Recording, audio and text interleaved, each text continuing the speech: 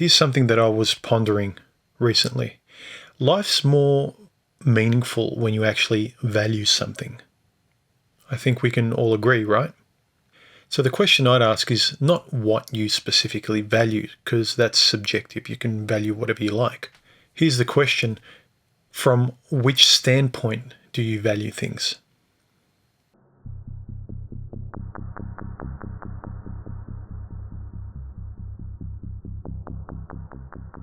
I think the person who has a natural individualistic bent to them probably finds philosophy, concepts of individuality, going your own way, all this kind of stuff more attractive. They're not just amenable to them, they're attracted to the ideas. It's not a hard sell. Similarly, with some people who are more athletic than others, find fitness easier. It's not that others can't. It's probably that it's a bit more effort for them. So right off the bat, there's this natural male impulse that gets off on serving and protecting others. We feel really fulfilled in doing it. Validation. Die for others, put yourself last, get the girl, be remembered, have a statue erected after you're gone, have people turn up at your funeral. Like that even matters. For the typical male, sacrifice is quite rewarding.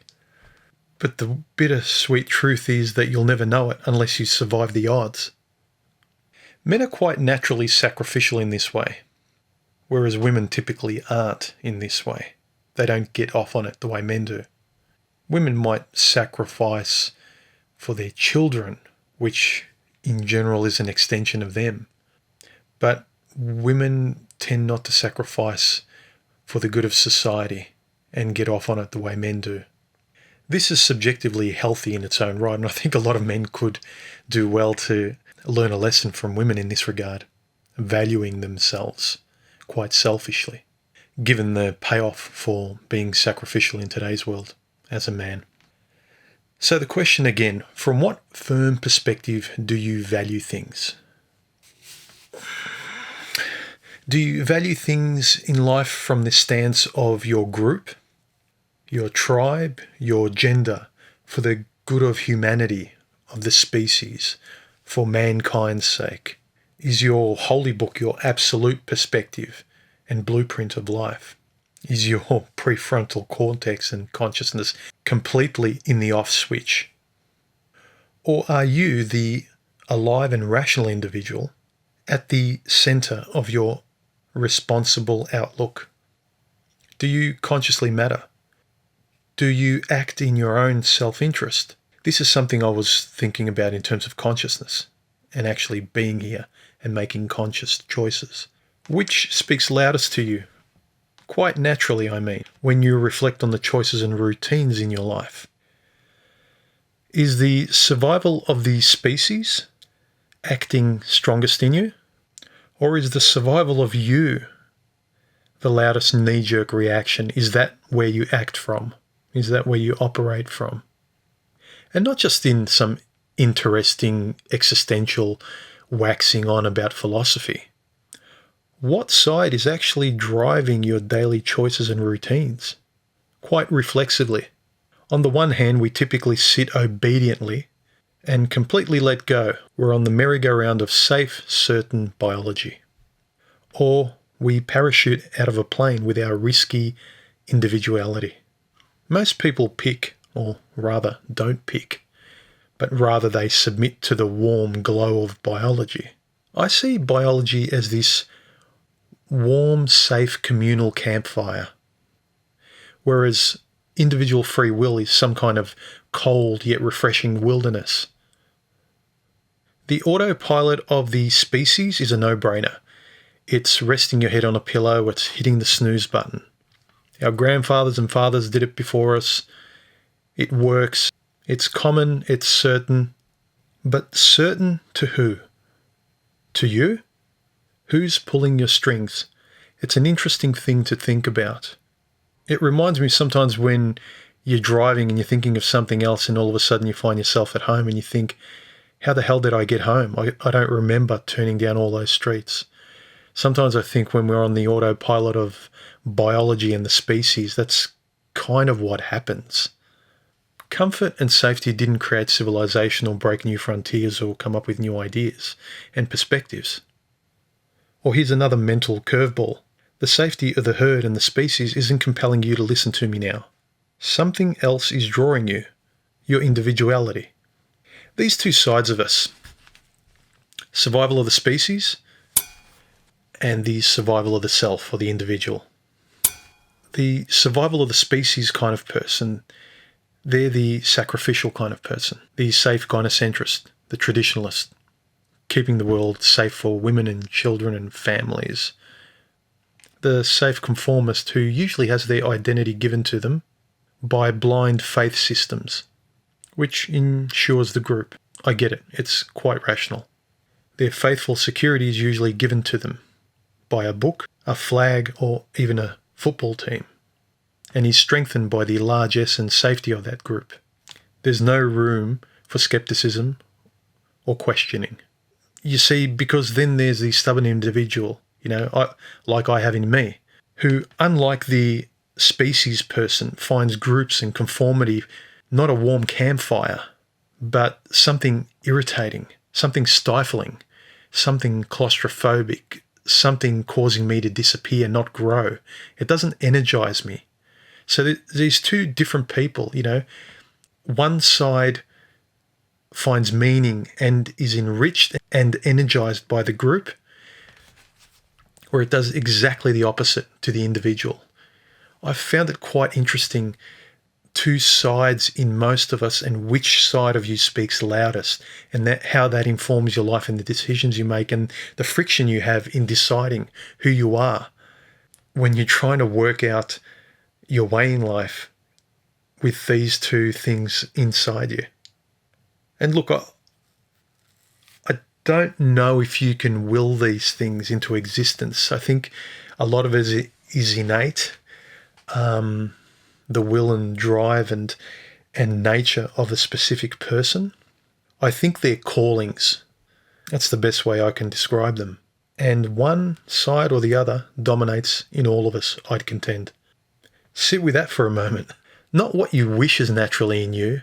A lot of people wish to lose weight and have New Year's resolutions, but what actually is, when you look at your routines and actions and choices through your life, what is naturally at the steering wheel? You see, my self-centeredness, if you want to call it that, is rooted in the survival of me. I've always had this in me. And I suppose it's made it somewhat easier for me to run with philosophical and stoic ideas about doing my own thing and really trying to embrace self-actualized concepts. And my self-centeredness is at no one else's expense, by the way. And this is quite non-negotiable for me from the point of view of being responsible for my life. Because without a solid philosophy of me at the center, I don't feel like I'm actually here participating if I'm always operating in a second-hand manner, if I'm being pushed around by anything or anyone. And look, even for the sacrificial and traditionalist among you, I cannot even contribute meaningfully to others in my life that I care about if I'm not consciously here. First, notice I said contribute, not sacrifice. Notice your own language, gentlemen. I've mentioned this before. We should never throw ourselves away so cheaply. What I've noticed most times is the word sacrifice is considered noble by the people you're sacrificing for, seldom for the person that sacrificed themselves and is dead now. This righteous, rational concept of self-centeredness is an important one to remember, I would offer. I mean, imagine a conversation between two species-centered people, for the good of mankind. Usually it goes like this. What's your opinion, Joe? I have no idea. What's yours? I know. Let's ask someone who cares. Let's ask God. You see, everyone's waiting to be saved. Everyone's powerless. Everyone's on spiritual welfare. People turn to the good book for instruction wholeheartedly, completely. They turn to the government completely. Anybody but an interested self. Or try this one on for size if you're still finding the concept of constructive self-centeredness hard to swallow. You cannot meaningfully say I love anything or anyone without first saying the word I. Chew on that one. You, the individual, must purposefully and consciously make choices and matter, most of all to yourself.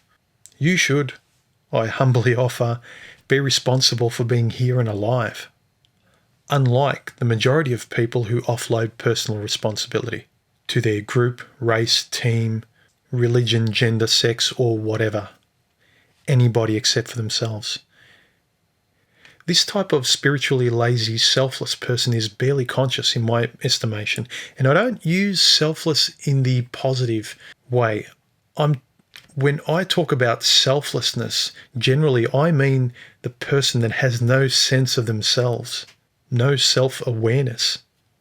Consider the person that helplessly and cheaply gives themselves over to the good of the species, to the good of mankind, over themselves, instead of themselves even being considered at all. This kind of species-driven, group-driven for the better of humanity kind of person, they believe in welfare, helping their special group at the expense of others. This kind of person is also largely gynocentric. Surprise, surprise! Women feel offended. Think of the children. Whereas I think being responsibly self-centered makes you cooperate with others because you don't have a group to fall back on. It's just you, the responsible individual. And as such, I can't act like an arsehole and then smugly and lazily hide behind my group like a child would hide behind its parent. No, I have to treat others as I would like to be treated. The golden rule. A conscious, fair and selfish individual has a responsible relationship with life and people around him. He has to. This, I'd contend, is more moral and ethical behaviour, but we have it backwards today in our gynocentric culture. I believe that the survival of the species is a healthy consequence of an honourable and rational survival of the self. I'll repeat that.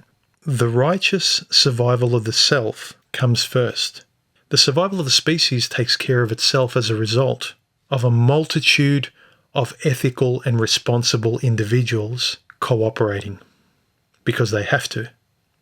And look, the system sells you fake individuality, consumer goods, holidays, phones, gadgets, whatever. But ask yourself, why are people more depressed and unhappy and unfulfilled than ever? It's because the self is not there. They aren't satisfied with 38 flavours. They aren't satisfied with being entertained. They aren't satisfied with version 2.1 or 2.2 of their latest phone. The self is not being satisfied. If you identify with the group, it's easier, it's more comfortable, and you're easier to control. But if you identify with yourself, the system can't herd or control free individual cats. And of course, a strong sense of self is not promoted in an authentic way by the system, because then you wouldn't need leaders. If we were more responsible for ourselves as individuals, we'd be our own leader. We'd be going our own way and doing our own thing confidently. Gentlemen, I show my face because I, the individual, want to talk to you. You know, the species, the dogmatic men's groups, the dogmatic women's groups, religions, politics, teams, none of them have anything to do with who I consciously decide to be and what I want to talk about. This video wasn't made by consensus. I didn't ask your permission. This was made by me, the human individual, because I simply wanted to. Later, gentlemen. Like, comment, subscribe and hit the bell icon to be notified of my next video, and make sure the bell settings for my channel are set to notify you always and not the default YouTube occasionally setting. And feel free to donate through Patreon or PayPal. It keeps me creating and I really do appreciate it. Thank you to all of you who have generously donated in the last month. You're the best. Thanks, guys.